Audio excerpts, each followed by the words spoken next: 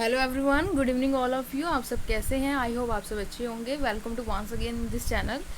देखिए, हमने previous lecture के अंदर इंडियन फॉरेस्ट एक्ट 1927 को स्टार्ट किया था। उसके अंदर हमने डेफिनेशन क्लोज को देख लिया था और हमने पूरी तरह से डेफिनेशंस कवर अप कर ली थी इन डिटेल्स।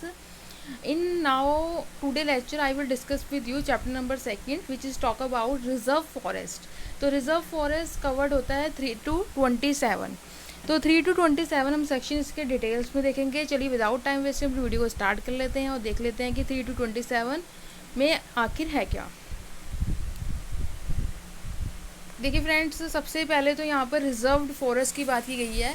तो मैंने आपको 3 तरह के फॉरेस्ट बताए थे। This act is talking about 3 type of forest which is the reserve forest, protected forest and the village forest. तो in today lecture I will discuss with you reserve forest, the full provision regarding the reserve forest. तो first of all वो बोलते हैं कि power to reserve forest, मतलब कि अब powers किसके पास रहेंगे रिजर्व फॉरेस्ट बनाने की, और किस एरिया को हम रिजर्व फॉरेस्ट बोलेंगे, कौन सा विलेज ऐसा होगा जो कि रिजर्व फॉरेस्ट में कन्वर्ट किया जाएगा।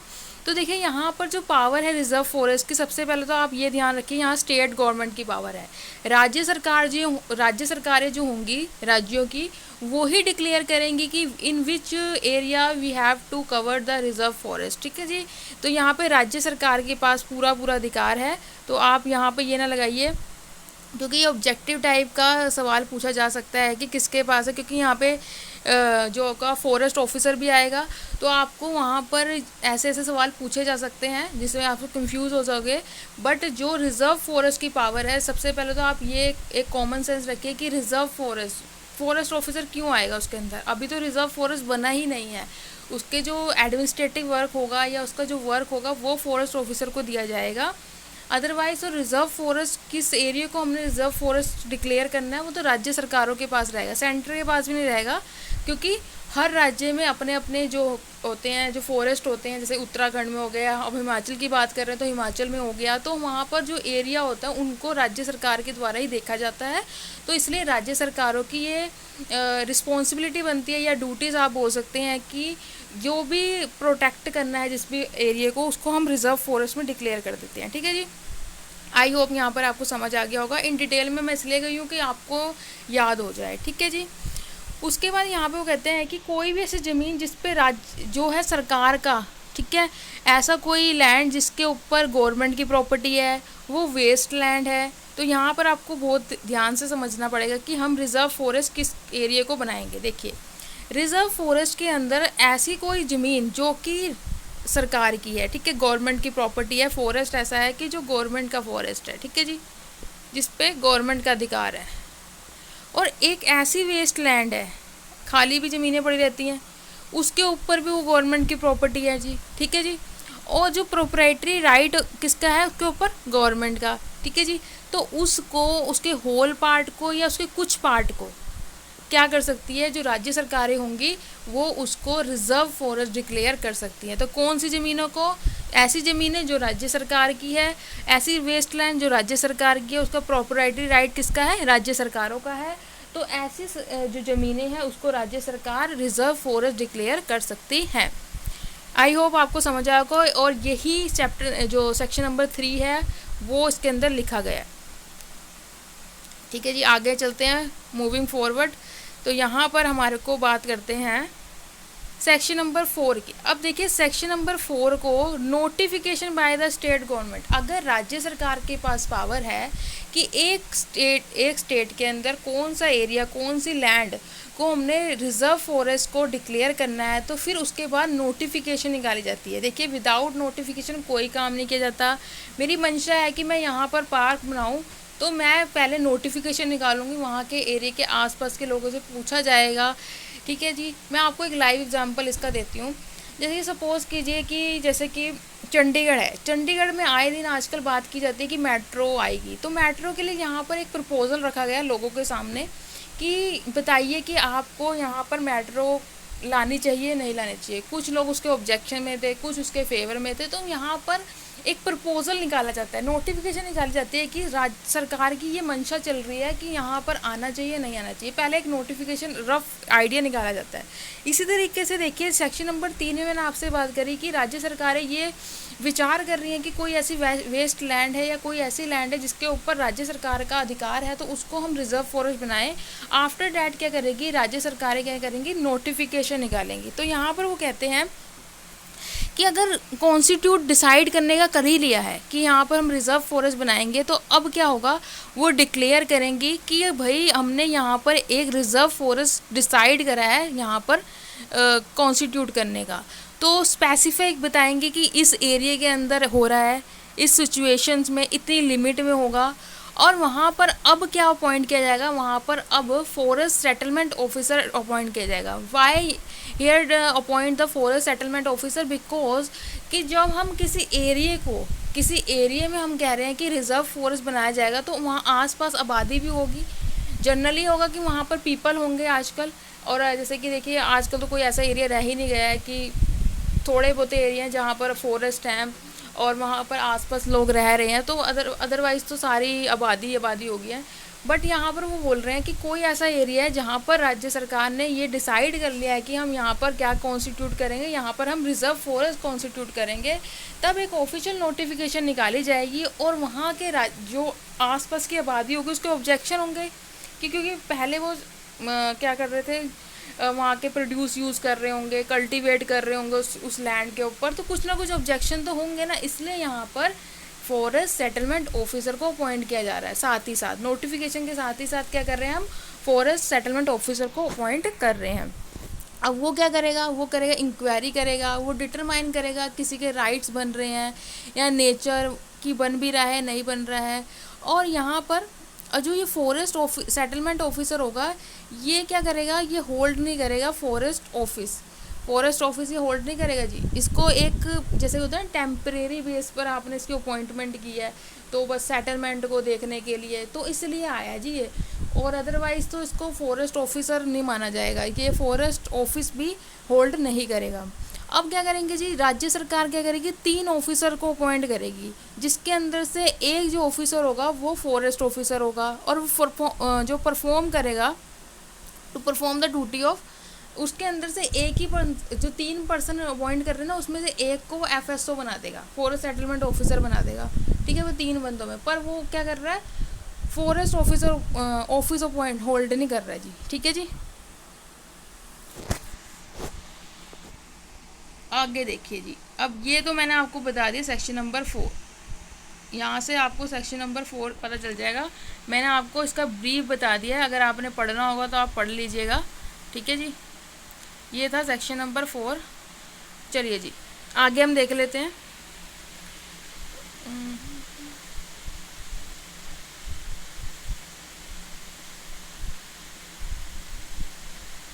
हाँ जी ठीक है, सेक्शन नंबर 5 बात करता है bar of accrual of forest right. अब जैसे ही सरकार की मंशा हुई कि हमने यहाँ फॉरेस्ट बनाना है, रिजर्व फॉरेस्ट बनाना है, उन्होंने नोटिफिकेशन निकाल दी। अब 5 के अंदर उन्होंने क्या करा, बार लगा दी आपके राइट्स के ऊपर। अब भाई कोई नए राइट नहीं एक्रूव किए जाएंगे, कोई नए राइट नहीं बनेंगे, एक्सेप्ट कुछ कंडीशंस हैं जहाँ पर आप बना सकते हैं राइट्स, आपके बन सकते हैं राइट्स। बट अदरवाइज़ अगर गवर्नमेंट ने ये डिसाइड कर लिया है कि इस एरिया को हम रिजर्व फॉरेस्ट बनाएंगे, तो उसके बाद नोटिफिकेशन निकलने के बाद हम किसी को नए राइट नहीं देंगे। एक्सेप्ट इसमें वो कहता है कि अगर कोई राइट आपको आता है सक्सेशन के थ्रू, कोई राइट आता है आपको ग्रांट के थ्रू, मतलब कि जैसे कि गिफ्ट आ जाता है, ठीक है, कोई अगर राइट आ जाता है कॉन्ट्रैक्ट इन राइटिंग के थ्रू, तो हम कर सकते हैं, आपको राइट मिल सकते हैं। अदरवाइज़ तो कोई फ्रेश राइट आपको नहीं दिए जाएंगे, कोई आप कल्टीवेट भी नहीं कर सकते हो, no fresh clearing for the cultivation, आप वहाँ पे क्लियरिंग भी नहीं कर सकते हो, कोई क्लियर नहीं करना कल्टीवेशन करने के लिए, except rule made by the state government. अगर स्टेट गवर्नमेंट ने कोई रूल्स बनाए हैं उसके अलावा आप वहाँ पर कुछ भी नहीं कर सकते हो। यहाँ पे एक्सेप्ट आ गया, देखिए जी, सक्सेशन अगर के थ्रू आ रही है, ग्रांट के थ्रू आ रही है, या कॉन्ट्रैक्ट इन राइटिंग कर रहा है, तब आप के राइट एक्रू किए जाएंगे, अदरवाइज़ तो कोई नया राइट नहीं बनेगा। ये साफ साफ मनाही है सेक्शन नंबर 5 के अंदर, ठीक है जी। कोई वहाँ पे फ्रेश कल्टिवेशन नहीं किया जाएगा, ठीक है जी। अदरवाइज जैसे कि अगर रूल्स हैं, स्टेट गवर्नमेंट ने रूल बना दिए हैं कि इसके रिगार्डिंग कि आप कल्टीवेट कर सकते हो आफ्टर डिक्लेयरिंग द नोटिफिकेशन, तब आप कर सकते हो। अदरवाइज तो वहाँ पर आप कोई ज़मीन साफ़ नहीं करोगे कल्टीवेशन करने के लिए जी, ठीक है। सेक्शन नंबर 5 ये क्लियर बता रहा है आपको। अब आते हैं सेक्शन नंबर 6 के ऊपर। सेक्शन नंबर 6 कहता है कि proclamation by the settlement forest officer. देखिए फॉरेस्ट सेटलमेंट ऑफिसर, अब फॉरेस्ट सेटलमेंट ऑफिसर को हम किस में लेके आए थे, सेक्शन नंबर 4 में लेकर आए थे। अब वो क्या कर रहा है, प्रोक्लेम कर रहा है, प्रोक्लेमेशन कर रहा है bye the forest settlement officer. अब भाई क्या बोलना चाहता है वो, after the notification under section 4, ठीक है। सेक्शन 4 में नोटिफिकेशन निकाली थी। अब वो क्या करेगा, जो वहाँ पर लोकल लैंग्वेज होगी एक पब्लिश करेगा, ये नोटिफिकेशन को पब्लिश करेगा, मतलब कि उद्घोषणा कर रहा है। प्रोक्लेमेशन जो कि आप किसके अंदर पढ़ते हो भाई, सीआरपीसी के अंदर पढ़ते हो। सीआरपीसी के अंदर 82 सेक्शन पढ़ते हो, 82, 84, 85 जैसे पढ़ते हो ना। तो यहाँ पर भी वो प्रोक्लेमेशन बता रहा है जी, वहाँ पर ऑफेंडर की प्रोक्लेमेशन होती है, यहाँ पर जो फॉरेस्ट ऑफिसर किसकी प्रोक्लेमेशन बता रहा है जी, proclamation by the forest officer. कहता है कि जैसे ही नोटिफिकेशन निकल जाती है सेक्शन नंबर 4 के अंदर, वो नोटिफिकेशन वो जो वहाँ की आम जनता, जो वहाँ की आम जनता है उसके लैंग्वेज जो है, लोकल लैंग्वेज है, उसके अंदर वो एवरी टाउन और विलेज के अंदर जो कि वहाँ के नेबरहुड रह रहे हैं वहाँ पर ये पब्लिश करवाएगा जी, ठीक है जी। इन एवरी टाउन और village of the land comprise, ठीक है। और वहाँ पर बताएगा, उस नोटिफिकेशन में ये नहीं है कि आपने भाई पब्लिश करा दी, वहाँ बताएगा कि स्पेसिफिक सिचुएशंस और लिमिट कितनी, किस एरिए में कितनी लिमिट में आ रहा है। Explain the consequences thereafter providing, मतलब कि कौन क्या क्या होने वाला है उसके बाद, ठीक है जी। ऑब्जेक्शन, अगर किसी बंदे को ऑब्जेक्शन आते हैं, दिस इज़ वेरी इंपॉर्टेंट, अगर किसी भी बंदे को ऑब्जेक्शन आते हैं भाई, ज़रूरी है ये तो होगा ही होगा। अगर आप कुछ नवा काम करने जा रहे हो तो कुछ लोग तो ऑब्जेक्शन उठाएंगे, किसी के तरह राइट हैम्पर होंगे, ठीक है जी। वॉयलेशन ऑफ राइट्स तो होगा किसी ना किसी का, क्योंकि पहले लोग क्या कर रहे थे, फ्री में जा रहे थे उस फॉरेस्ट के अंदर, प्रोड्यूस लेके आ रहे थे, कल्टीवेट कर रहे थे, मतलब कि कोई मनाही नहीं थी, आ रहे थे जा रहे थे। But after that the notification will be come, और उनके बाद उनके राइट्स का क्या होगा, वो तो कहेंगे भाई हम तो इतने सालों से इस राइट को यूज़ करते आ रहे हैं, आप हमारे ऑब्जेक्शन सुनो, और तभी तो हमने फॉरेस्ट सेटलमेंट ऑफिसर को लेकर आए हैं। अब वो फॉरेस्ट सेटलमेंट ऑफिसर ने जैसे ही उद्घोषणा कर दी, जैसे ही प्रोक्लेमेशन कर दी, कुछ गांव वाले आए, भाई हमारा तो ऑब्जेक्शन है। अब वो ऑब्जेक्शन फाइल करने का टाइम भी है।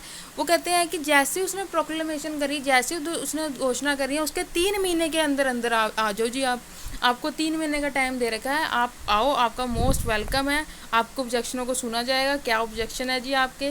तो इस तरीके से सेक्शन नंबर 6 के अंदर आपके ऑब्जेक्शन को भी सुना जा रहा है, ठीक है जी। 3 मंथ का टाइम है, ये याद रखना है यहाँ पर जी, ठीक है जी।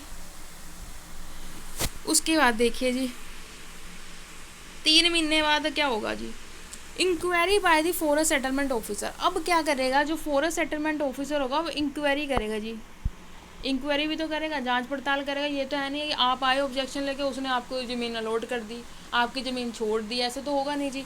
इंक्वायरी की जाएगी। अब इंक्वायरी वो क्या करेगा, जो भी ऑब्जेक्शन होंगे फॉरेस्ट सेटलमेंट से टेक डाउन इन राइटिंग, ठीक है। अब देखिए जो भी ऑब्जेक्शन हो गए वो राइटिंग में लिखेगा, ठीक है। ऑल सारे के सारे जो कन्वीनियंट प्लेस होगा वहाँ पे इंक्वायरी की जाएगी। ऑल क्लेम की, जैसे कि सेक्शन नंबर 6 के अंदर आप क्लेम लेके आते हो, 5 में लाते हो, ठीक है। असर्टेन जो है असर्टेन किया जाएगा गवर्नमेंट रिकॉर्ड को, पर्सन एक्वेंटेड, मतलब कि जो बंदे उसको जानते हैं या गवर्नमेंट रिकॉर्ड है वहाँ पर वो सारी की सारी जांच पड़ताल करेगा। भाई फॉरेस्ट सेटलमेंट ऑफिसर है, ये यहाँ से क्या करेगा, इंक्वायरी करेगा। कहाँ कहाँ से इंक्वायरी करेगा, जो वहाँ के लोग एक्वेंटेड हैं, पर्सन एक्वेंटेड मतलब कि जो बंदे जानते हैं, ठीक है, और कोई असर्टेनमेंट मिलती है गवर्नमेंट रिकॉर्ड से या सेक्शन नंबर 6, सारी इंक्वायरी करेगा जी वो। आपको ये याद रखना, इंक्वायरी की बात होती है सेक्शन नंबर 7 के अंदर, ठीक है जी। जांच वो कर रहा है सेक्शन नंबर 7 के अंदर। आओ जी आगे बढ़ लेते हैं। आगे है सेक्शन नंबर 8। सेक्शन नंबर 8 बात करता है जी power of the settlement officer. अब वो क्या पावर होंगी जी, अब सेटलमेंट ऑफिसर के पास कुछ तो पावर होंगी। अब आपने सेटलमेंट ऑफिसर को 4 में बना दिया, ठीक है, सेटलमेंट, और 5 में उसने 5 में तो चलो बाढ़ था, 6 के अंदर वो देखता है, प्रोक्लेम करता है, उसके बाद 7 में इंक्वायरी करता है। अब 8 में क्या करेगा जी, पावर बता दी, ये क्वेश्चन बन सकता है आपका मेंस के अंदर, parts of the forest settlement officer. अब वो कहते हैं कि जो पार्ट्स हैं सेटलमेंट ऑफिसर की, उसको अधिकार है कि वो एंटर कर सकता है किसी भी ज़मीन पर, वहाँ पे जाकर उसको सर्वे कर सकता है, उसको डिमार्केटेशन कर सकता है, मैपिंग कर सकता है, कुछ भी कर सकता है जी। वो उसको लग गया है यहाँ पर, सरकार ने जी इस ज़मीन को क्या बना दिया है, फॉरेस्ट बना दिया है, रिजर्व फॉरेस्ट बना दिया। उसके अंदर उसका एंटर करना, उसका सर्वे करना, उसको डिमार्केशन करना कि इतने एरिया में हम ये चीज़ बना देंगे जी, इतने एरिया में हमने ये बनाना है जी, तो इतने एरिया में हमने ये बनाना है। तो ये डिमार्केशन कर सकता है, सर्वे कर सकता है, एंटर कर सकता है, और उसके पास सिविल कोर्ट वाली सारी राइट्स होंगे। यहाँ पर क्रिमिनल मैटर तो हो ही नहीं, तो यहाँ पर क्या है, सिविल राइट्स जो भी होंगे, सिविल कोर्ट के जितने भी ट्रायल के अंदर राइट्स पावर्स होती हैं, ये समनिंग करना, एविडेंस को बुलाना, ठीक है, विटनेस को बुलाना, ये सारी की सारी पावर उसके पास आ जाएंगी। तो ये कहाँ बात करता है, सेक्शन नंबर 8 बात करता है जी। आगे चलते हैं जी हम, आगे बात करता है सेक्शन नंबर 9। सेक्शन नंबर 9 बात करता है एक्सटिंग्विश ऑफ द राइट, मतलब कि अब आपके राइट को ख़त्म ही कर दिया जाएगा।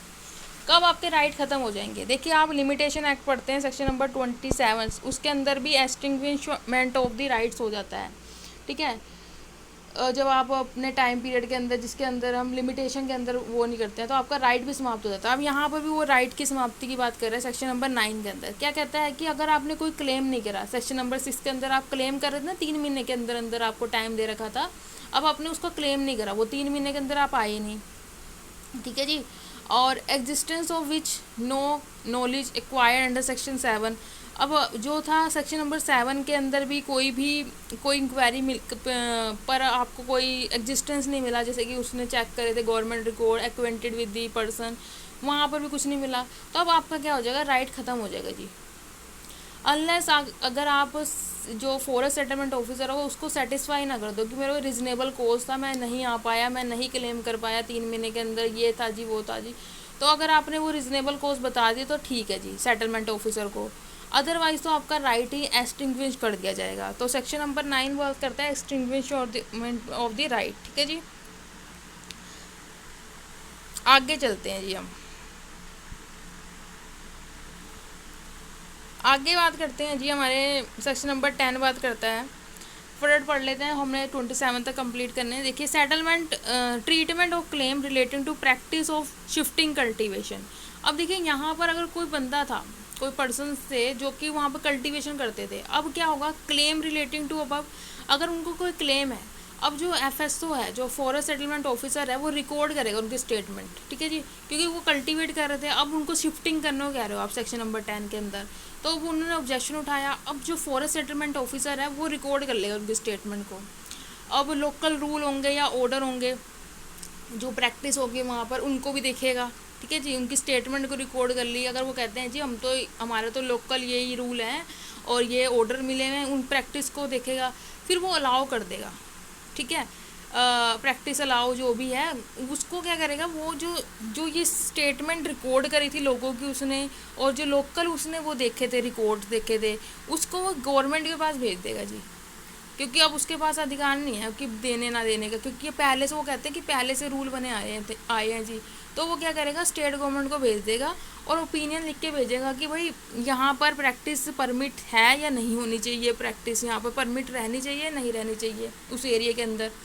अब अगर उन्होंने कह दिया, स्टेट गवर्नमेंट ने कह दिया कि भाई हाँ प्रैक्टिस यहाँ पे परमिटेड है, तो वो क्या करेगा, उनको वो प्रैक्टिस करने देगा, तो उसकी ज़मीनों को ऑल्ट्रेशन कर देगा लिमिट के अंदर, रिजर्व फॉरेस्ट थोड़ा कम हो जाएगा क्योंकि उनको परमिट करना उसने।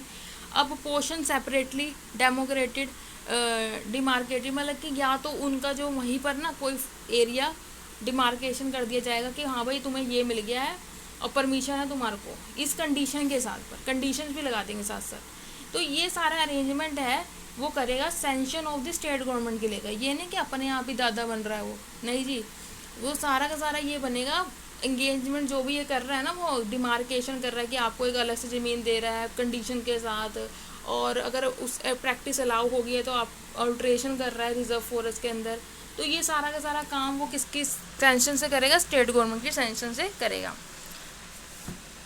और जो प्रैक्टिस ऑफ शिफ्टिंग कल्टीवेशन है वो समझ जाएगा कि वही privilege control by the state government के द्वारा ही वो कंट्रोल की जा रही है। ठीक है जी, ये था इसके अंदर सेक्शन नंबर 10 के अंदर, और कुछ भी नहीं है जी इसके अंदर। ये पढ़ लेना जी आप, अगर आपको पढ़ना होगा तो। ठीक है जी, आगे देखिए जी, सेक्शन नंबर 11। सेक्शन नंबर 11 बात करता है power to acquire land over which right is claim. अब पावर टू क्वायर लैंड, अगर कोई ऐसी लैंड है जिसके ऊपर राइट क्लेम किया गया है, ठीक है, उसको एक्वायर करने की बात हो रही है जी, तो वो क्या करेंगे जी। अच्छा जी, हाँ जी, देखिए अब उसका क्या होगा कि अगर कोई लैंड है, power to acquire land over which right is claimed.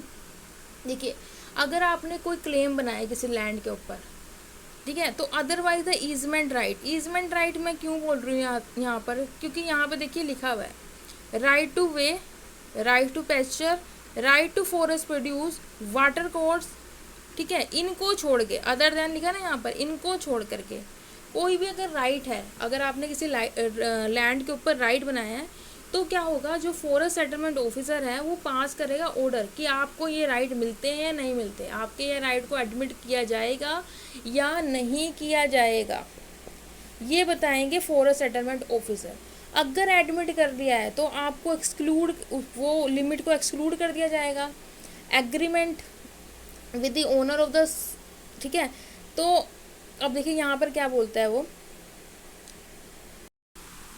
हाँ जी, agreement with the owner for the surrender his right, मतलब कि एग्रीमेंट कर लिया जाएगा कि भाई अब तू सरेंडर कर दे अपना राइट, या तो ये भी कर सकते हैं, ठीक है, या प्रोसीड जो होगी लैंड होगा under the land acquisition act जो होता है, उसके अंदर उसकी लैंड को प्रोसीड कर लिया जाएगा। तब वो अगर प्रोसीड करेगा, मतलब कि एक्वायर करेगा लैंड को, तो अब उसको जो एफएसओ होगा ना यहाँ पर जी, उसको कलेक्टर समझा जाएगा। यहाँ पर बहुत बढ़िया पावर दे दी, ठीक है, तो एफएसओ क्या होगा, कलेक्टर समझ आएगा एफएसओ, जब वो लैंड एक्वायर करेगा, लैंड एक्विजिशन एक्ट 1894 के अंदर। ठीक है जी, ये बात थी इसके अंदर, और कुछ नहीं है।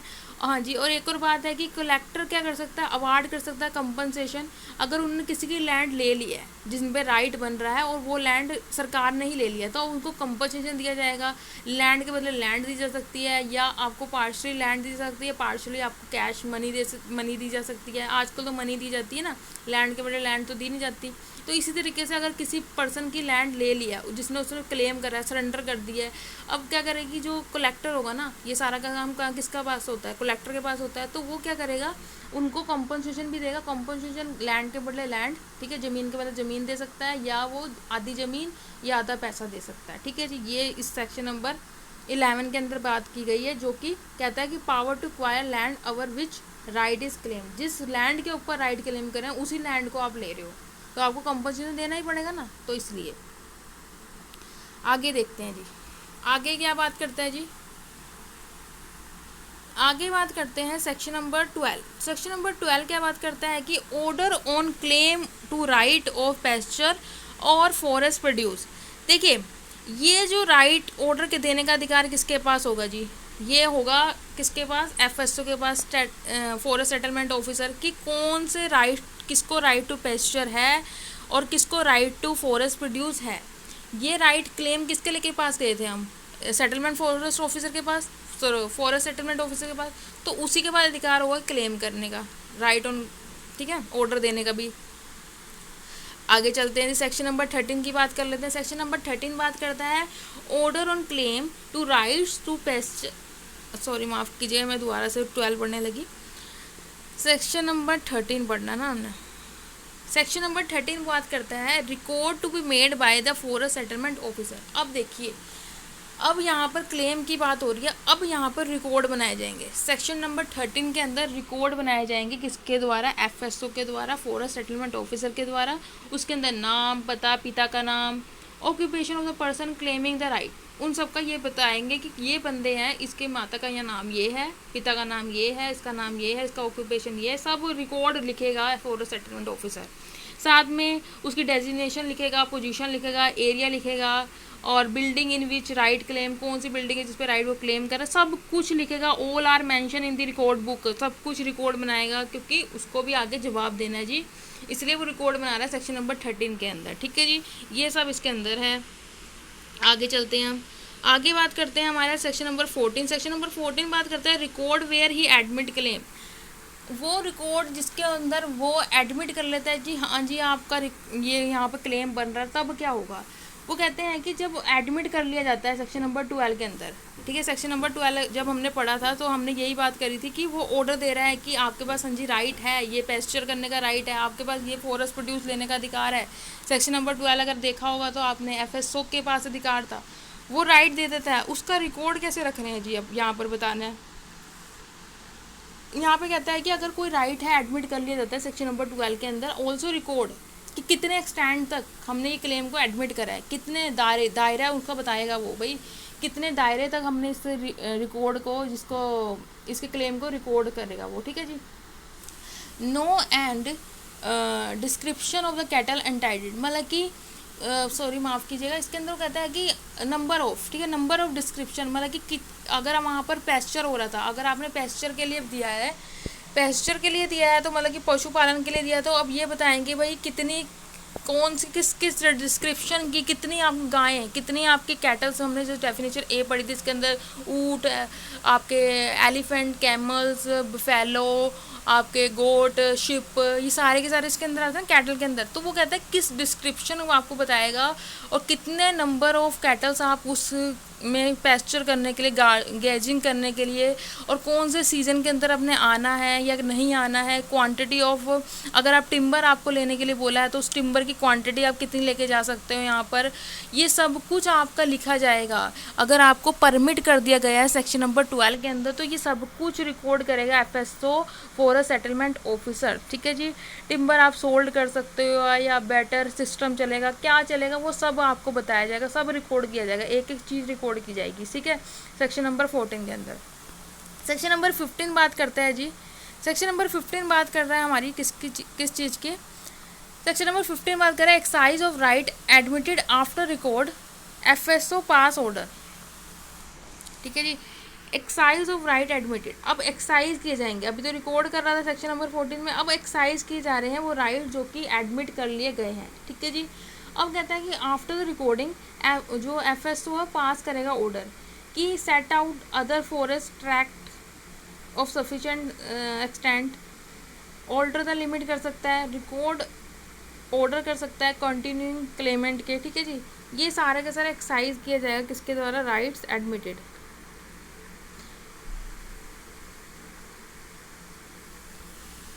आगे देखिए जी, जस्ट अ मिनट, मैं पानी पी लूँ एक बारी। चलिए जी, अब देखते हैं सेक्शन नंबर 16, वो कहते हैं कि कम्युनिटेशन ऑफ द राइट। ठीक है जी, अब इसके अंदर वो कहता है सेक्शन नंबर 16 के अंदर अगर हम देखें कम्युनिटेशन ऑफ द राइट्स की बात करता है, इसके अंदर वो कहते हैं कि अगर FSO को लगता है, फॉरेस्ट सेटलमेंट ऑफिसर को लगता है कि find impossible to maintain reserve forest, यहाँ पर इम्पॉसिबल हो जाएगा मेंटेन करना फॉरेस्ट, जो हमारे रिजर्व फॉरेस्ट को, तो कम्यूट कर सकता है उनके राइट को। ठीक है, तो कम्यूट कैसे करेगा, payment to the sum of money, grant of land या अदर मैनर के अंदर। तो उसे लगता है कि भाई नहीं, ऐसे फॉरेस्ट, रिजर्व फॉरेस्ट नहीं बन सकता, तो अब उनके राइट को भाई कम्यूट कर देगा, या तो ज़मीन के बदले ज़मीन दे देगा, या उन्हें मनी दे देगा, या उनको अदर मैनर्स में वो कम्यूट कर सकता है उनके राइट को। Section number 16 this is talking about. ठीक है, अब आता है सेक्शन नंबर 70। सेक्शन नंबर 17 खतरे का 17 खतरा, तो 17 खतरा नहीं है यहाँ पर, वो कहता है अपील, भाई अपील हो रहा है, अपील हो रही है सेक्शन नंबर 11, 12, 15, 16 के, 11, 12, 15 एंड 16। 11 के अंदर क्या था जी, 11 के अंदर हम जो जा रहे थे अपना क्लेम रख रहे थे, तो वहाँ पर power to acquire land over which right is claim, वो ज़मीन जिस पे हमारा अधिकार था वो सरकार ले रही थी। ठीक है जी, और 12 के अंदर मैंने आपको बताया था कि आपको right to pasture, right to forest produce लेने का अधिकार है या नहीं है। 11, 12 हो गया। 15 में हमने बात की थी जो एक्साइज ऑफ राइट एडमिटेड कर लिए गए हैं उनको आप एक्साइज कर रहे थे। 16 के अंदर हम क्या कर रहे थे, कम्यूटेट कर रहे थे आपके राइट्स को। तो इन सबसे एग्रीड पर्सन जो होगा ना, इन सबसे एग्रीड पर्सन होगा वो 3 महीने के अंदर अंदर ऑर्डर ऑफ द FSO, ये सारे ऑर्डर कौन दे रहा था, FSO दे रहा था, 3 महीने के अंदर अंदर एफएसओ के वो रिवेन्यू डिपार्टमेंट में ऑफिसर जो होगा रिवेन्यू डिपार्टमेंट का, जो कि कलेक्टर रैंक से कम का नहीं होना चाहिए भाई, उसके बाद जाएंगे जी। ठीक है, यहाँ पर अगर फॉरेस्ट कोड बना दिए जाते हैं सर राज्य सरकार के द्वारा, तो क्या होगा, वहाँ पे 3 बंदे अपॉइंट किए जाएंगे, उनके पास अपील जाएगी, तो वहाँ पर उनके पास अपील जाएगी। अदरवाइज तो आप रेवेन्यू ऑफिसर कोई होगा और जो कलेक्टर रैंक से कम का नहीं होना चाहिए, वहाँ पर आप अपील करोगे। तो ये अपील थी 17 के अंदर। 17 खतरा था। 17 खतरा किसको आया? सरकार को आया, क्योंकि सरकार ने उनकी ज़मीनें ली और सरकार ने उनके राइट को कम्यूट करा। तो यहाँ पर ये आप याद से याद कर सकते हो। तो 11, 12, 15, 16 की अपील कहाँ जाएगी? With in 3 months. यहाँ पे 3 मंथ का टाइम है। अगर आपने क्लेम करना था वहाँ पर भी आप 3 मंथ से क्लेम कर रहे थे। सेक्शन नंबर 6 अगर आपको याद होगा तो प्रोक्लेमेशन की थी। ठीक है, और यहाँ पर भी 17 के अंदर क्या है कि आप 3 महीने के अंदर अंदर जाओगे अपील के लिए। ये था सेक्शन नंबर 17। सेक्शन नंबर 18 भी अपील से ही करता है। अगर सेक्शन नंबर 17 की अपील कहाँ करोगे भाई? अगर आपने रिवेन्यू ऑफिसर के पास करी थी या आपने फॉरेस्ट ऑफिसर के पास करी थी, उसके भी डिसीजन से आप एग्रीव्ड हो, तो अब 18 के अंदर अपील जाएगी। वो कहते हैं कि आप एक पिटीशन बनाओगे इन राइटिंग के अंदर, उसे डिलीवर करोगे एफएसओ को, और एफएसओ उसको फॉरवर्ड करेगा कॉम्पिटेंट अथॉरिटी को, और वो जो order pass bye the forest court थे या ऑफिसर थे, वो मेजोरिटी के द्वारा पास की जाएंगे। उस पर रिवीजन की जा सकती है, और जो स्टेट गवर्नमेंट के द्वारा रिवीजन की जाएगी और वो फाइनल होगी। ठीक है जी।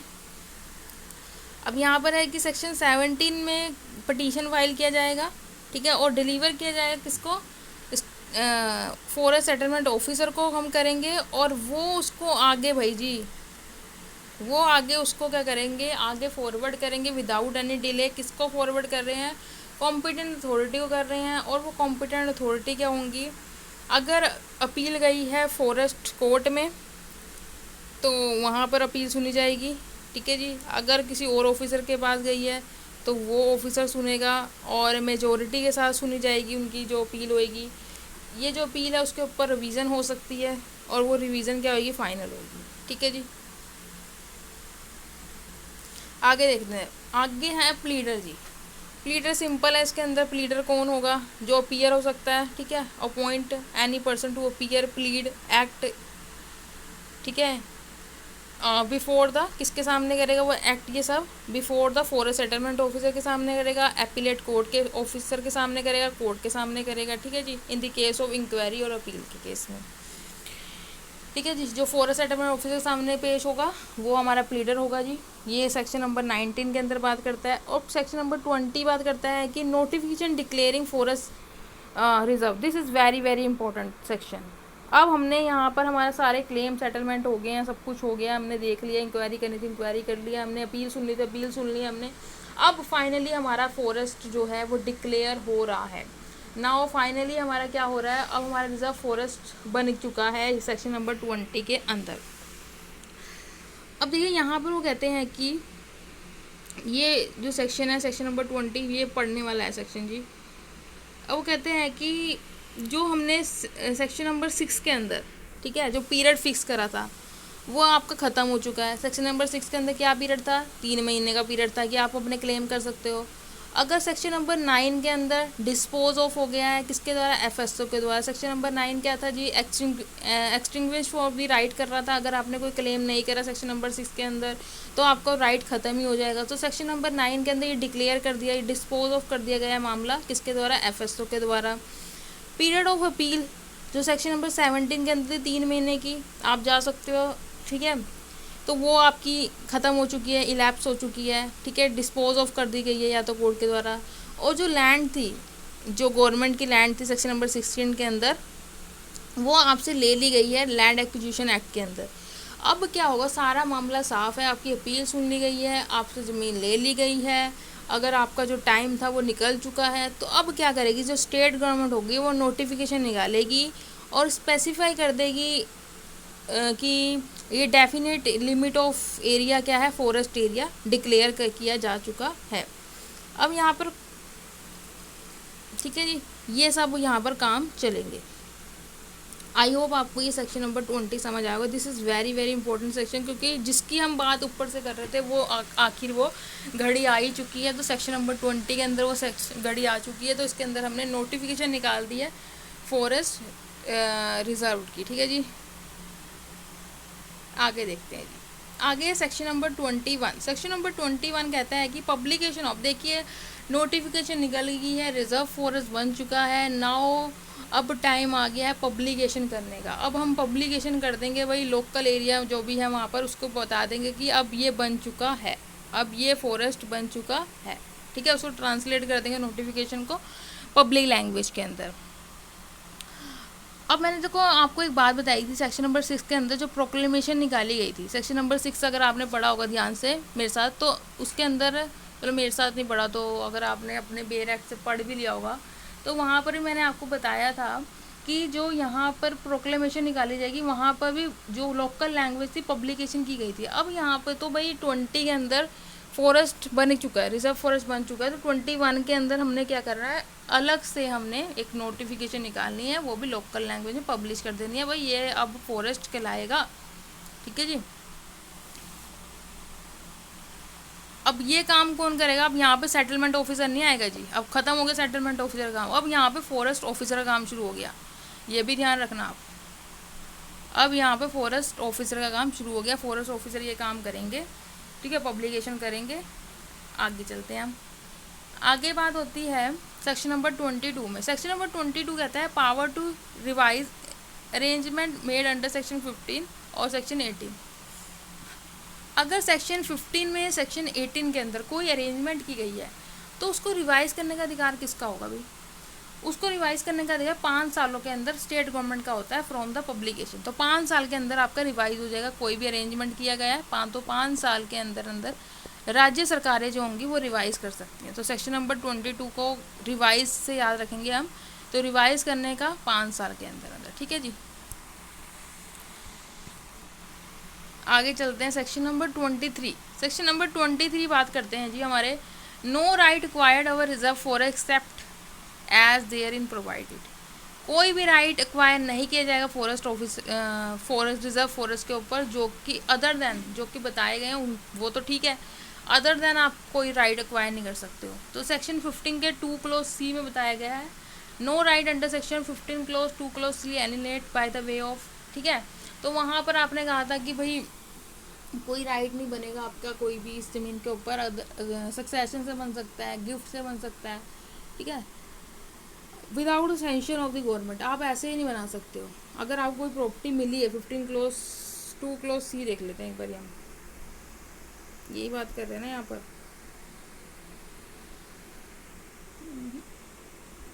नहीं नहीं नहीं नहीं, नहीं ये बात नहीं करते हैं, ठीक है। हाँ जी, ये जो मैंने आपको बता दिया सक्सेशन से, कॉन्ट्रैक्ट से, और अगर आपने कोई अदर अरेंजमेंट करे हैं जो कि सेक्शन नंबर 20 में आया है, तब तो राइट सही है आपका रिजर्व फॉरेस्ट के ऊपर, अदरवाइज आप कोई राइट एक्वायर नहीं करोगे। सेक्शन नंबर 23 ये यही चिल्ला चिल्ला के बोल रहा है। अब देखिए सेक्शन नंबर 24 क्या कहता है कि right not to be alienate without the sanction. अगर कोई राइट है आप उसे एलिनेट नहीं कर सकते, उसे ट्रांसफर नहीं कर सकते विदाउट द सेंशन। सेंशन किसकी होगी, स्टेट गवर्नमेंट की होगी। आप उसे गिफ्ट नहीं कर सकते, सेल नहीं कर सकते, उसे लीज नहीं दे सकते। अगर आपने ये सब करना है तो स्टेट गवर्नमेंट की सेंशन आपको लेनी पड़ेगी। ये सब बात इसमें अंदर बोली गई है। आगे देखते हैं हम। आगे बोला गया है कि power to stop waste water course in the reserve forest, ठीक है।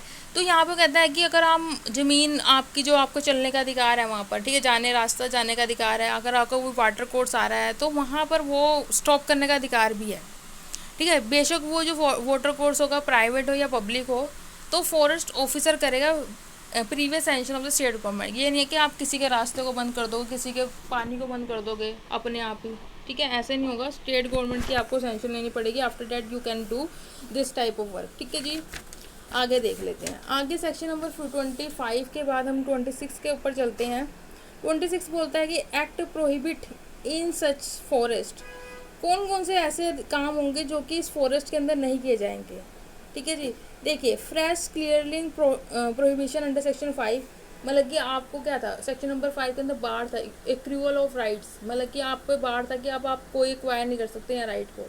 तो वहाँ पर आप फ्रेश कल्टीवेट भी नहीं कर सकते थे, ज़मीन को साफ़ नहीं कर सकते थे ना, फ्रेश क्लियरिंग नहीं कर सकते थे। अब वहाँ पर आप आग नहीं लगा सकते रिजर्व फॉरेस्ट के अंदर, ठीक है जी। जैसे कि अगर आपने आग लगाती हो एंडेंजर हो जाएगा फॉरेस्ट को, फॉरेस्ट जल जाएगा पूरा का पूरा। वहाँ पर आप, ठीक है जी, वहाँ पर आप क्या नहीं कर सकते, वहाँ पर आप सेट, ठीक है जी, ये था सारा का सारा। आगे चलते हैं।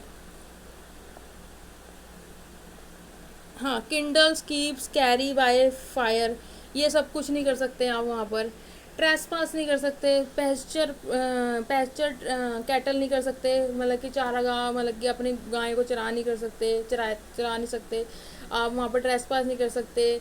कोज damage by the negligence in felling, ठीक है जी, डिगिंग द टेम्बर, मतलब कि आप वहाँ पर ऐसे नहीं कर सकते, वहाँ पर जाकर आप पेड़ों को नहीं काट सकते, ठीक है। वहाँ पर आप जाके स्टोन बर्न नहीं कर सकते, ठीक है। चारकोल बना दो, जैसे कि अगर आप चारकोल बनाना चाहते हो, वहाँ पर आप कोई भी कल्टीवेशन के लिए साफ नहीं कर सकते, वहाँ पर हंट नहीं कर सकते आप। अगर वहाँ पर आप एलिफेंट को किल या उनको कैचेस नहीं कर सकते, फ़िश को नहीं वहाँ पर हंट कर सकते, शूट कर सकते, फ़िश कर सकते।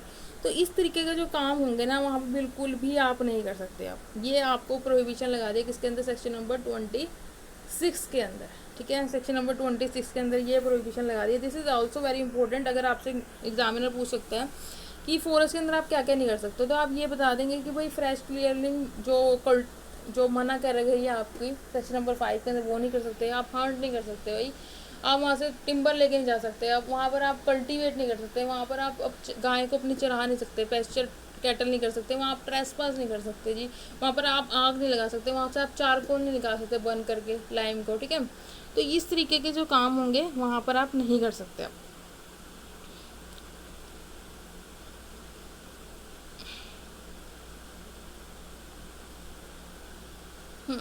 अगर आपने ये काम करे, हमने तो मना कर दिया आपको ये काम करे, अगर आपने ये काम करे तो आपको अब क्या होगा।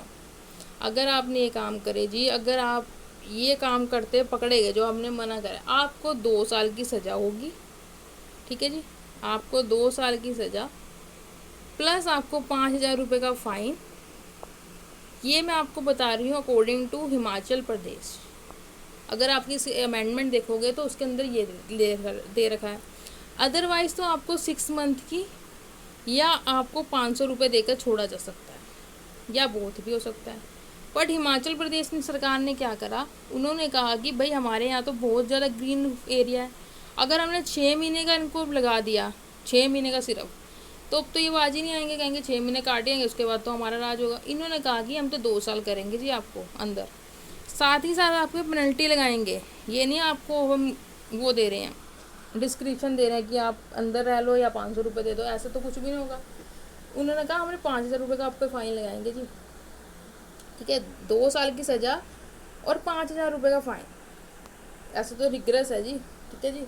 और जो हमारा 27 का एक्ट है सिंपल, जो हमारा को विदाउट द अमेंडमेंट है, उसके अंदर 6 मंथ और आपको 500 रुपये का फ़ाइन, या आपको दो बोथ भी हो सकता है। अगर ये कॉन्ट्रावेंशन आप करते हो, प्रोहिबिशन आपको बोल रखा है तब भी आप इसका कॉन्ट्रावेंशन करते हो इन एक्ट्स का, तो आप ये सब कुछ लगेगा। सेक्शन नंबर 26 बोलता है, ठीक है। 27 बोलता है कि पावर टू डिक्लेयर फॉरेस्ट। अब यहाँ पर नो लॉन्गर रिजर्व, अगर कोई ऐसा फॉरेस्ट एरिया है और वो रिजर्व करने के लायक ही नहीं रहा, ये पावर किसके पास है, ये पावर स्टेट गवर्नमेंट के पास पावर है। और right which extinguish shall not revive in consequence of the system, ठीक है जी। ये सारा का सारा बात बोलता है कि अगर कोई एक बार राइट चला गया है तो उसे रिवाइव नहीं किया जाएगा, ठीक है जी। तो इस तरीके से ये राइट किसके पास है कि एक बार जो रिजर्व फॉरेस्ट नहीं रहा, अभी तो हम 20 के अंदर रिजर्व फॉरेस्ट को बना दिया था, अब ख़त्म कर रहे हैं, ये चैप्टर भी ख़त्म हो रहा है और हम ख़त्म भी कर रहे हैं कि अब ये जो फॉरेस्ट है वो नहीं रहा रिजर्व करने लायक, तो अब स्टेट गवर्नमेंट वो डिक्लेयर करेगी, ठीक है जी। स्टेट गवर्नमेंट ने डिक्लेयर करा था, स्टेट गवर्नमेंट ये डिक्लेयर कर रही है, now this is no more longer called as the reserve forest. तो इस तरीके से हमने यहाँ पर चैप्टर नंबर 2 को अपना कंप्लीट करा है, जो मैंने बोला था आपको। चैप्टर नंबर 2 अब हम जो है नेक्स्ट सेक्शन देखेंगे जो कि प्रोटेक्टेड और विलेज फॉरेस्ट के बात करेगा, वो हम देखेंगे। वैसे तो मैं इस वीडियो के अंदर कवर अप कर सकती हूँ विलेज फॉरेस्ट भी, चलो हम विलेज फॉरेस्ट भी कवर अप कर लेते हैं। सेक्शन नंबर 28 है जी, सेक्शन नंबर 28 को देख ही लेते हैं हम, जब इतना कर ही दिया है तो ये भी कर ही लेते हैं। सेक्शन नंबर 28 बोलता है जी, देखिए कोई भी ज़मीन होगी उसे विलेज फॉरेस्ट कब बनाया जाएगा, ठीक है। जो स्टेट गवर्नमेंट के पास पावर है, सबसे पहले तो आप ये याद रखो कि स्टेट गवर्नमेंट के पास पावर है किसी भी को रिजर्व, किसी को प्रोटेक्टेड, किसी को भी अगर आप विलेज बना रहे हो तो स्टेट गवर्नमेंट के पास पावर है। ठीक है जी।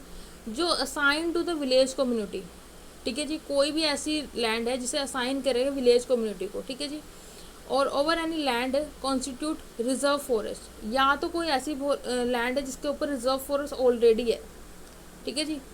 तो अब क्या करेंगे, मेक द रूल बनाएगी मैनेजमेंट के लिए, ठीक है, स्टेट गवर्नमेंट रूल बनाएगी, कंडीशन बताएगी, assign any assignment is made, ठीक है, प्रोवाइडेड कि टिम्बर या फॉरेस्ट प्रोड्यूस आपको कैसे लेके जाओगे, ठीक है, ये सब बताया जाएगा। All provision of reserve forest, जो रिजर्व फॉरेस्ट हमने पढ़े हैं 3 से लेकर 27 तक, ये सारे के सारे अप्लाई किस पे होंगे, विलेज फॉरेस्ट पे भी होंगे, क्योंकि ऐसी ज़मीन है विलेज फॉरेस्ट उस ज़मीन पे बनाया जा रहा है जो कि रिजर्व फॉरेस्ट है और जो कि असाइन की गई है विलेज कम्युनिटी को, ठीक है, तो उसके ऊपर ही बनाया जा रहा है। इसलिए हम कह रहे हैं कि जो भी रिजर्व फॉरेस्ट के प्रोविज़न होंगे वो विलेज फॉरेस्ट पे भी लागू होंगे। This is all about section number 28। तो ये हमने बात कर ली, स्टेट गवर्नमेंट कर रही थी ऐसी assign any village community the right of the government to over the land which has be constituted a reserve forest, ठीक है।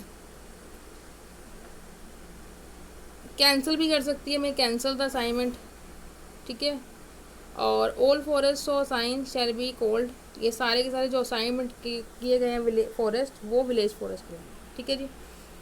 रेगुलेट करेगी state government management of the village forest, ठीक है, बताएगी कि आप वहाँ पर फॉरेस्ट प्रोड्यूस ले सकते हो, टिम्बर ले सकते हो, बताएगी, ठीक है। सारे के सारे प्रोविजंस जो होंगे रिजर्व फॉरेस्ट के वो विलेज फॉरेस्ट पे भी लागू होंगे। This is all about section number 28, जो कि बात करता है विलेज फॉरेस्ट की। अगली वीडियो के अंदर हम प्रोटेक्टेड फॉरेस्ट की बात करेंगे। तो आई होप आपको ये वीडियो समझ आई होगी। अगर आपको वीडियो समझ आई है, अच्छी लगी है, तो आप लाइक कर दीजिएगा, सब्सक्राइब कर दीजिएगा channel for the upcoming video के लिए। मैं आपको मिलूँगा अगली वीडियो में न्यू टॉपिक के साथ विच इज़ प्रोटेक्टेड फॉरेस्ट, और उसे हम कवर अप करेंगे। Thank you, have a nice day and all the best for your exam.